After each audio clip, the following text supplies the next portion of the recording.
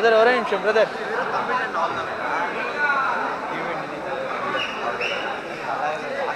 Brother ஒரே நிமிஷம் sir. Sir ஒரே நிமிஷம்.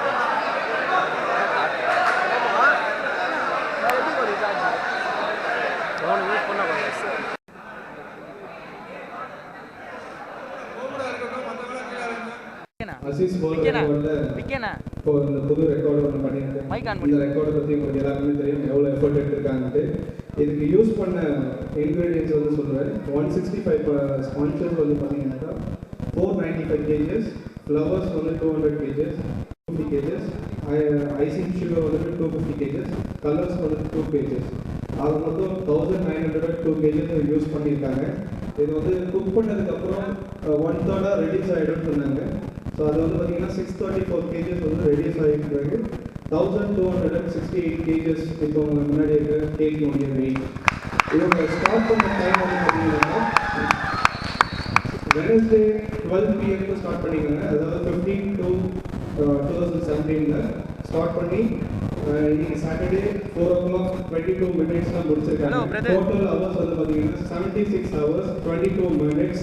வேர்ல்ட் ரெக்கார்ட் வந்து அசிஸ்டன்ட் பண்ணிருக்காங்க. இது வந்து ஃபாலோ பண்ணுங்க. அனைவருக்கும் வணக்கம். சாதனைகள் பல்வேறு நிகழ்ச்சிகள் செய்துள்ளார்கள். பிறந்தநாள் கொண்டாடுதல் சாதனை, திருமணங்களின் சாதனை போன்ற சாதனைகளை கேக் வடிவத்தில் உருவாக்கி, பிரமாண்டமான கேக் வடிவத்தில் உருவாக்கி சாதனை நிகழ்த்துள்ளார்கள். உலக வரலாற்றில் ஒரு அமைதியான போராட்டத்திற்காக கிடைத்த வெற்றியை மிக பிரம்மாண்டமான cake, the largest protest celebration cake என்ற டைட்டிலை வென்றிருக்கிறது. Sai international institute of hotel management and Raghavendra productions இணைந்து இந்த சாதனையை நிகழ்த்துள்ளார்கள் என்று தற்பொழுது எங்களுடைய அசிஸ் வேர்ல்ட் ரெக்கார்ட்ஸில் புதிய சாதனை படைத்து இவர்கள் நிகழ்த்துள்ளார்கள் என்பதை பார்க்கும்போது மிகவும் மகிழ்ச்சி அடைந்தது. இதற்காக உறுதுணையாக இருந்த குழுவினர் அனைவருக்கும் மற்றும் பத்திரிகை தொலைக்காட்சி நண்பர்கள் அனைவருக்கும் எங்களுடைய நன்றி கூறி வாழ்த்துக்களை கூறி விடைபெறுகிறேன். நன்றி, வணக்கம். தற்பொழுது விருந்தின குழுவினர் வழங்கி கௌரவித்துள்ளார்கள் தெரிவித்துக் கொண்டு விடைபெறுகிறேன். நன்றி.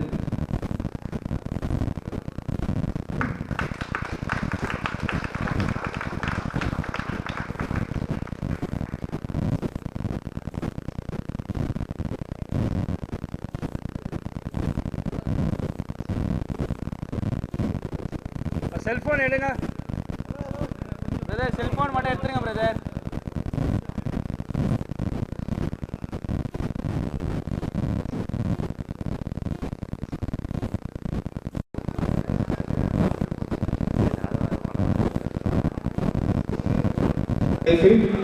ஹைட் வந்து ஆஃப் ஃபீட், அதாவது வந்துட்டு 600 inches length, 60 inches breadth, height வந்து பார்த்தீங்கன்னா 6 inches இருக்கிறதே. இது கொஞ்சம் பெரிய லெவலில் பண்ணியிருக்காங்க. ஸோ நான் ஒரு முறை அவங்களுக்காக அப்ளோஸ் பண்ணேங்க.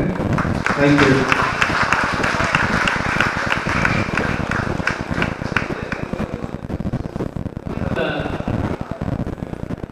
நான் முக்கியமாக ஒருத்தருக்கு தேங்க்ஸ் பண்ணணும். அது யாருன்னு பார்த்தீங்கன்னா வேறு யாரும் கிடையாது, லாரன்ஸ் அண்ணன். ஆக்சுவலி ஜல்லிக்கட்டோட முயற்சி, அதோட விஷயங்கள் எல்லாருக்குமே தெரியும். யூனிவர்ஸில் ஒரு உலகமே திரும்பி பார்த்த ஒரு புரட்சி தமிழனா. நம்ம வந்து நம்மளோட விஷயத்தை விட்டு கொடுக்கக்கூடாது, ஜல்லிக்கட்டை விட்டு கொடுக்கக்கூடாதுங்கிறதுக்காக பெரிய போராட்டம் நடந்து அது நல்லபடியாக நல்லா ஒரு வெற்றியை நோக்கி நம்ம வந்து பயணம் பண்ணோம். நான் ஒரு சமையல் கலைஞனா நான் ஒரு 3வது நாள் வரைக்கும் டிவி பார்த்துட்டு இருந்தேன். 4வது நாள் நான் வந்து நம்ம சமையல் கலைஞனா இவ்வளோ பேர் இருக்காங்க, இவ்வளோ ஒரு கஷ்டப்படுறாங்க, அவங்க என்ன பண்ணுறாங்க, அவங்க என்ன நம்மளால் பண்ண முடியுங்கிற மாதிரி என் மனசாட்சி உறுத்திது. அதனால் வந்து நான் சாரை போய் பார்த்தேன் மெரினா பீச்சில். ஆக்சுவலி பார்த்தீங்கன்னா அவரோட சூழ்நிலை கும்பல் வந்து பார்த்தீங்கன்னா ஒரு பயங்கரமான ஒரு நாகா.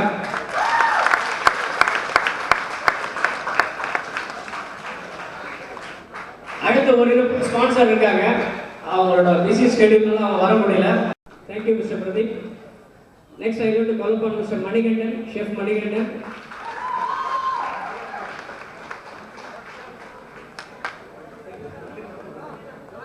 இவரோட உழைப்புலாம் வந்து சொல்லவே முடியாது.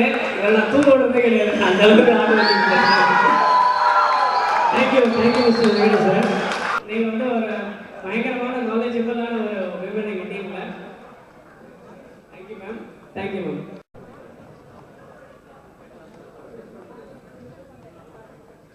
உங்களோட contribution from the management side, Lawrence and trust சைட்லேருந்து, எல்லா சைட்லேருந்தும், ஒரு மாணவர்கள் சைட்லேருந்து, இவங்க எல்லாருக்குமே ஒரு பெரிய நன்றி, பெரிய பெரிய நன்றி. Thank you thank you.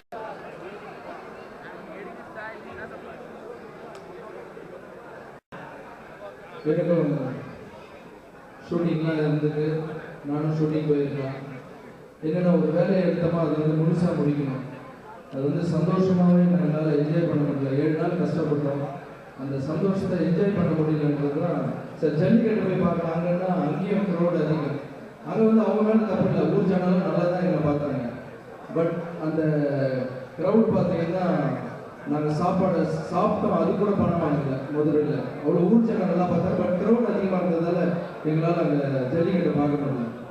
எங்களுடைய ஃப்ரெண்ட்ஸு, அப்புறம் நம்மளுடைய ஸ்டூடெண்ட்ஸ், இளைஞர்கள் எல்லாருமே வருத்தப்பட்டாங்க. ஸோ அதுக்காக தான் இப்படி ஒரு பெரிய நிகழ்ச்சி ஒன்று பண்ணலாம், நம்மளாம் சந்தோஷப்படுறதுக்கு நாங்கள் பண்ணோம். பட் இப்போ இருக்கிற அரசியல் சூழ்நிலை பார்த்திங்கன்னா கொஞ்சம் வேறு மாதிரி இருக்குது. பட் நாங்கள் வந்து ஒரு 2 வீக்ஸாக கஷ்டப்பட்டுட்டு இருக்கிறதால எங்களால் மாற்ற முடியல. ஏன்னா இவ்வளோ பெரிய கேக்கு, இவ்வளோ ஸ்டூடெண்ட்ஸ் உங்களுக்கு ஆசை. ஸோ அதால் எங்களால் மாற்ற முடியாத சூழ்நிலை. பட் இதை வந்து ரொம்ப மிக பெருசாக நாங்கள் கொண்டாடி இருக்கலாம். இந்த சந்தர்ப்ப சூழ்நிலையில் நாங்கள் இதுவே பெருசு தான் நாங்கள் கொண்டாடுறது. அப்புறம் இதால் ஒரு சில மனசு கஷ்டங்கள்லாம் கூட வந்தது. இந்த கேக் கட் பண்ணுறதுக்காக தான் நாங்கள் பன்னீர்செல்வம் போய் பார்க்க போயிருந்தோம். நாங்கள் எல்லா ஸ்டூடெண்ட்ஸ் எல்லாமே எங்களுக்கு ஒரு இடம் கொடுங்க ஐயா, நாங்கள் கிராண்டியராக கட் பண்ணோம், மெரினாவில் கூட கட் பண்ணுறோம்னு போய் கேட்க போயிருந்தோம். அவர் இருந்த சூழ்நிலை வந்து அங்கே வந்து பார்த்தீங்கன்னா க்ரௌட் அதிகமாக இருந்தது. வீட்டில் வந்து பேசினாரு, இல்லைப்பா மெரினாவில் இப்போ கொடுக்க முடியாதுப்பான்னு சொன்னார். ப்ரெஸ் எல்லாம் கேட்டாங்க, நீங்கள் எதுக்கு வந்துருக்கீங்கன்னு சொல்லுங்கள் சார். நான் சொன்னேன், இதுமாதிரி டார்ச் அடிச்சு நாங்கள் கொண்டாட போகிறோம், இதெல்லாம் செய்ய போகிறோம், அதுக்காக பர்மிஷன் கேட்க வந்தோம். அவர் கேட்டு பார்த்து சொல்கிறேன்னு சொல்லியிருக்காரு, அவருக்கு நன்றி சொல்லணும்னு சொன்னேன். அவ்வளோதான். நான் அங்கேருந்து கிளம்புறதுக்குள்ள லாரன்ஸ் வந்து அவருக்கு சப்போர்ட் பண்ணுறாருன்னு போட்டாங்க. எனக்கும் அரசியலுக்கும் சம்மந்தமே இல்லை, எனக்கு அரசியல் தெரியாது. அதுக்கப்புறம் இந்த வெற்றியை கொண்டாடின அப்புறம் ஒரு சில அரசியல்வாதிகள் எனக்கு ஃபோன் பண்ணி கூட பேசினாங்க, நல்லா பண்ணீங்க தம்பின்னு பேசினாங்க.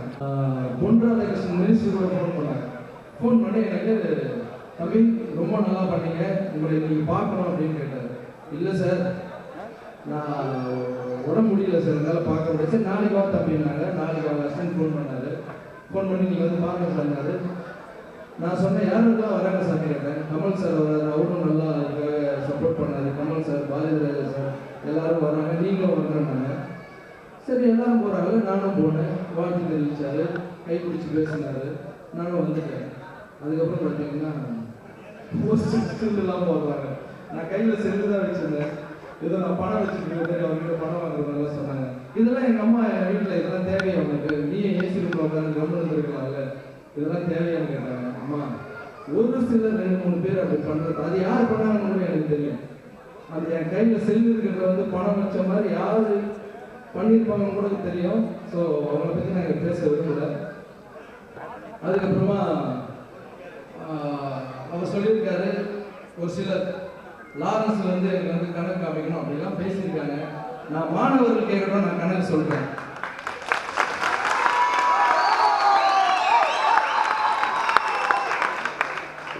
என்னுடைய மாணவர்களும் என்னுடைய இளைஞர்களும் என்னுடைய மக்கள் கேட்கட்டும், நான் கணக்கு சொல்கிறேன். நீ யார் என்ன கேட்க?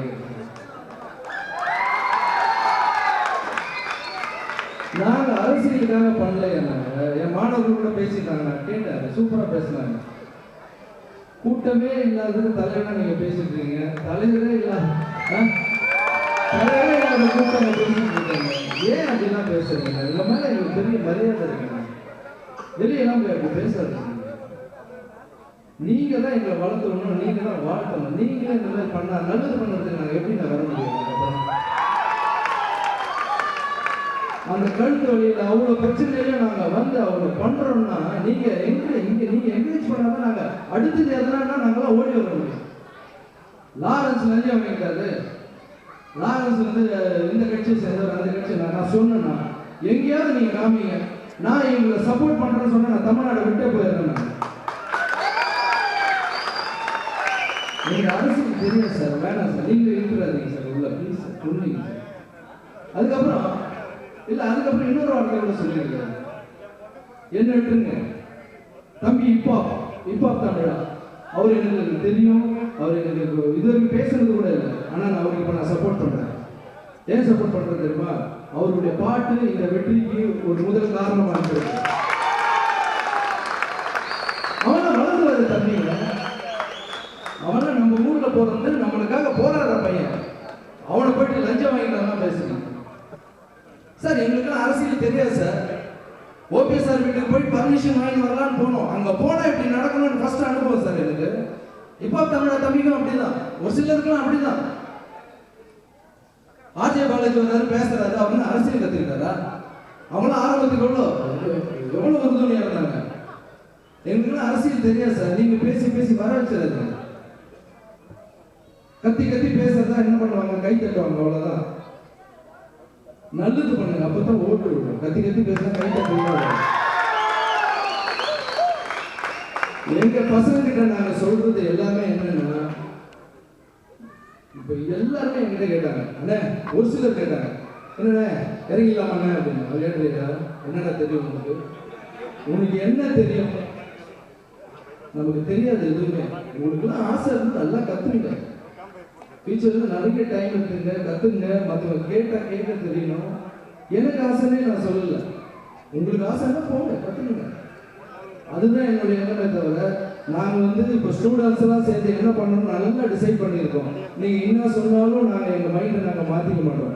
ஸ்டூடெண்ட்ஸ், மாணவர்கள், இளைஞர்கள் எல்லாருமே சேர்ந்து எங்கள் கூட இருக்கிறவங்க நாங்கள் எல்லாம் டிசைட் பண்ணியிருக்கோம். தர்மம் மட்டும்தான் பண்ணுவோம், நல்லது மட்டும்தான் பண்ணுவோம். அரசியல் பின்னாடி நாங்கள் போக மாட்டோம். அரசியல் எங்களுக்கு தேவைன்னு எங்களுக்கு தெரியாது. என்கிட்ட இன்னொரு குரூப் கூட வந்து கேட்டாங்க, சார் நாங்கள் கட்சி ஸ்டார்ட் பண்ணுறோம், நீங்கள் அதுக்கு தான் தலைமை தாங்க. ஒரு குரூப் ஸ்டார்ட் பண்ணாங்க, ஞாபகம் இருக்குங்களா? அந்த குரூப் ஸ்டார்ட் பண்ண நான் சொன்னேன், எனக்கு அரசியல் தெரியாது, நீங்கள் போய் ஸ்டார்ட் பண்ணுங்க.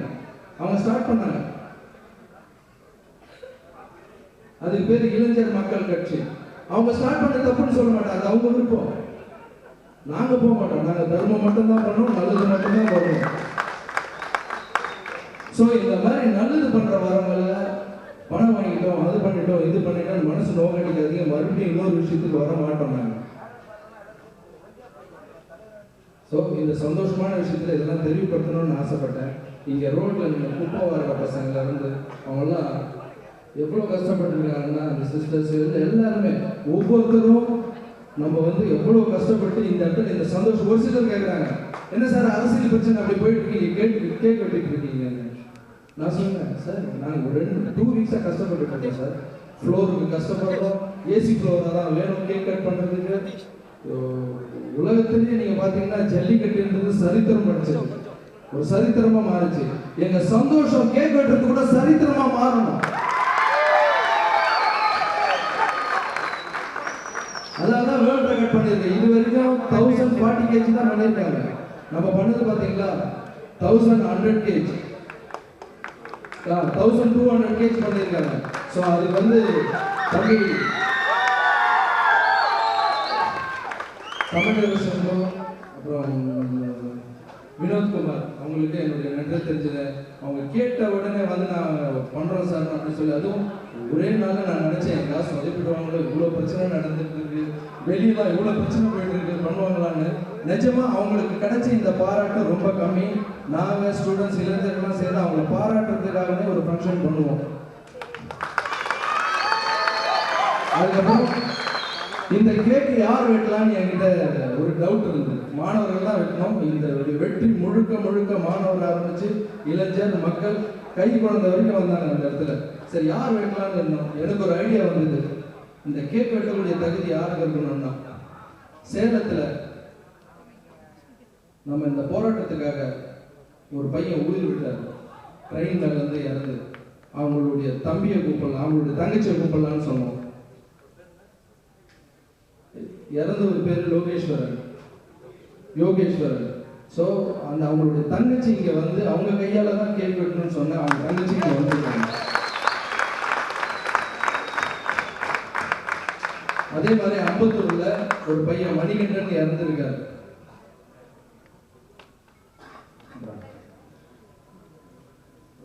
இவங்க தான் இறந்து போன யோகேஸ்வரனுடைய தங்கச்சி.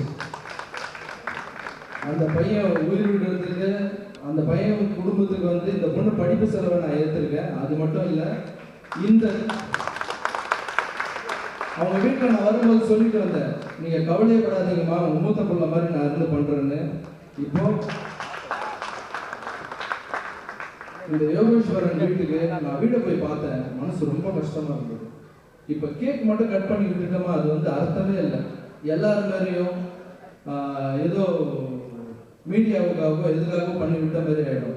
மூத்த பையன் என்ன பண்ணுவானோ அதை பண்ணணும், நான் பண்ணுவேன். அதுக்கு என்ன பண்ண போறேன்னா, அந்த யோகேஸ்வரன் இருந்து படிச்சு என் பிள்ளை பெருசாக படித்து பெரியவனாய் எனக்கு வந்து என்னை நல்லா பார்த்துப்பானே, என்னை வந்து சொந்த வீடெலாம் வாங்கி தரேன்னு சொன்னானே அப்படின்னு அவங்க அம்மா அழுதாங்க. இப்போ நான் சொல்கிறேன், அவங்க வீட்டுக்கு மூத்த பையனாக இருந்து நான் சொந்த வீடு வாங்கி தரேன்.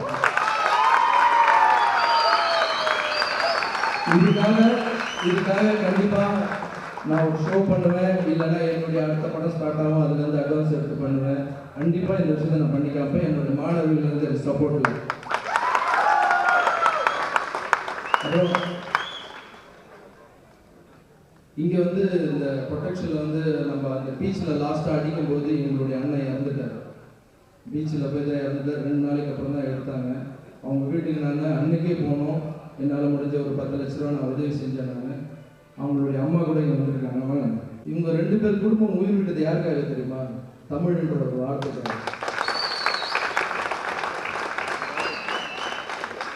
தமிழனை வெற்றி பெறதுக்காக 2 குடும்பம் இப்போ புள்ளியை இழந்துட்டு நிற்குது. அந்த குடும்பத்தை நம்ம விட்டா நம்ம மேல மரியாதையா இருக்காது. ஸோ 2 குடும்பத்துக்கும் ஒவ்வொரு வீட்டு நான் கட்டி கொடுப்போம். இது அடுத்த படம் இல்லை, அடுத்த படமா ஒரு அட்வான்ஸாக இருக்கலாம், இல்லை டான்ஸ் ஷோ பண்ணலாம். எப்படி இருந்தாலும் இன்னும் நீங்கள் பார்த்தீங்கன்னா 6 மாதத்துக்குள்ள, 6 மாதத்துலேருந்து 8 மாதத்துக்குள்ள அந்த வேலையை நாங்கள் முடிச்சு காமிப்போம். அதுக்கு ஒரு பெரிய ஃபங்க்ஷன் பண்ணுவோம்.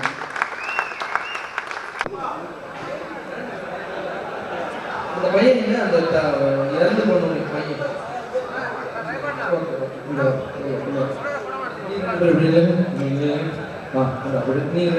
ஆமா அவங்க அம்மா தெரியும். தமிழண்டா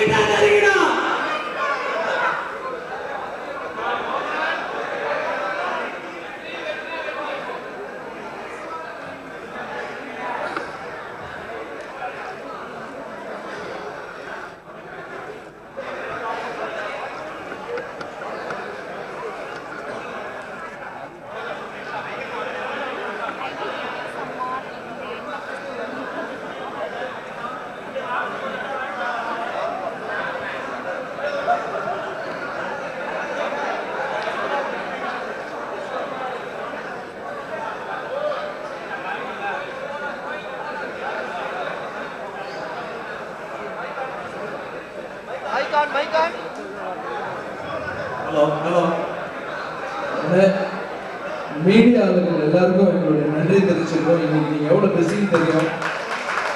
அவ்வளோ இந்த பிஸியான டைமில் கூட எங்களுக்காக மரியாதை கொடுத்து வந்திருக்கீங்க. எங்களுக்காக வரல, இது உங்களுக்காக வந்திருக்கீங்க. உங்கள் வெற்றி கூட இது.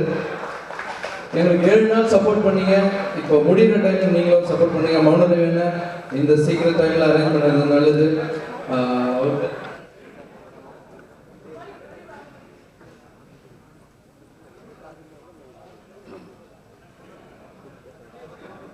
ஷாம் எங்க இருக்கீங்க? ஷாம் உங்களுக்கும் நன்றி. அப்புறம் இந்த இடத்த வந்து நாங்கள் செலக்ட் பண்ணதுக்கு நிறைய இடத்துல பர்மிஷன் கொடுக்கல. அதால் பர்மிஷன் வாங்கி கொடுத்து இந்த இடத்த வந்து கன்ஃபார்ம் பண்ணி கொடுத்து எங்களுக்கு அம்மா கிருஷ்ணன் சிவா சார் தான் உடனே இந்த மாதிரி இந்த இடம் இருக்கிறதுன்னு எங்களுக்கு தெரியாது. அவர் தான் கூப்பிட்டு வந்து எங்களுக்கு பண்ணாங்க.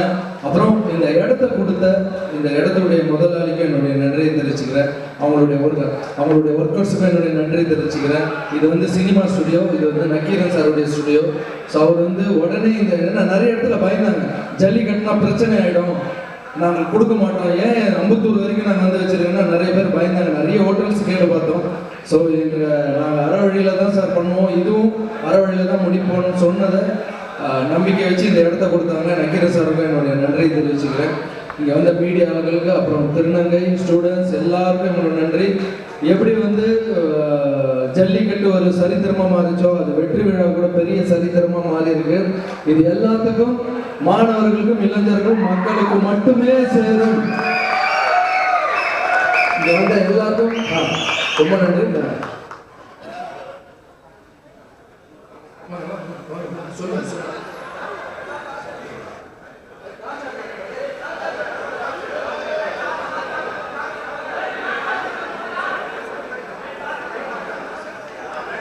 முக்கியமாக வந்து பார்த்தீங்கன்னா ஜல்லிக்கட்டு வந்து எப்படி ஒரு மாபெரும் வெற்றியாச்சோ அதே மாதிரி இதை வந்து உலக சாதனையாக கொண்டு வரணும் இந்த கேக் மேக்கிங்னு சொல்லி ஆசைப்பட்டோம். அது இமீடியட்டாக அசிஸ்ட் வேர்ல்ட் ரெக்கார்ட்ஸ் வந்து நாங்கள் முன் வந்து சப்போர்ட் பண்ணுறோம் அப்படின்னு சொல்லிட்டு எஃபர்ட்டுக்கு வந்து கொண்டு வந்தாங்க.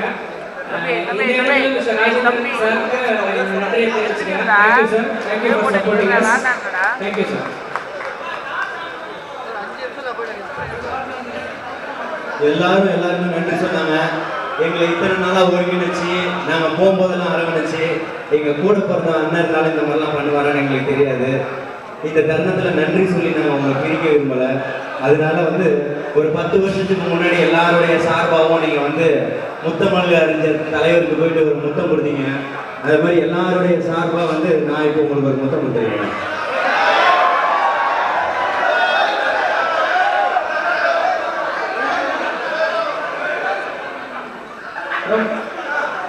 இந்த வெற்றியில வந்து மிகப்பெரிய பங்கு நம்ம வெறுமனையா தமிழ்நாட்டில் இருக்கிறவங்க மட்டும் கிடையாது. உலக தமிழர்கள் அனைவருக்கும் இந்த மாபெரும் வெற்றியை வந்து சமர்ப்பிக்கிறோம். ஸோ நம்மளோட உரிமைகளுக்காக அடிப்படை உரிமைகளை கை வைக்கும் பொழுது தமிழர்கள் எல்லோரும் ஒன்று கூடுவோம் அப்படிங்கிற ஒரு மாபெரும் எழுச்சியை நம்ம வந்து உருவாக்கி சரித்திரம் படைச்சிருக்கிறோம். இந்த சரித்திரத்துக்கு உறுதுணையாக இருந்த உலக தமிழர்கள் ஒவ்வொருத்தருக்கும் இந்த மாபெரும் வெற்றியை சமர்ப்பிக்கிறோம். நன்றி. அப்புறம் இந்த கேக் ரெடி பண்ணோம்னா இங்கே செட் ரெடி பண்ணணும். பின்னாடி வந்து விநாயக பேருனா ஜெயகாந்த் வாங்க டர்ன் பண்ணுங்க அப்படியே. ஸோ இதை ஒரே நாளில் இவ்வளோ சீக்கிரமாக ரெடி பண்ணி கொடுத்தீங்க, ரொம்ப thanks. Thank you Siva, manager Mahendran, எல்லா மேனேஜர்ஸுக்கும் எல்லாருக்கும் என்னுடைய நன்றி தெரிவிச்சுக்கிறேன். யாராவது இருந்தா சாரி. அப்புறம் என்னுடைய குடும்பத்தை சேர்ந்த என்னுடைய தம்பி எல்வின்னு வந்திருக்காரு.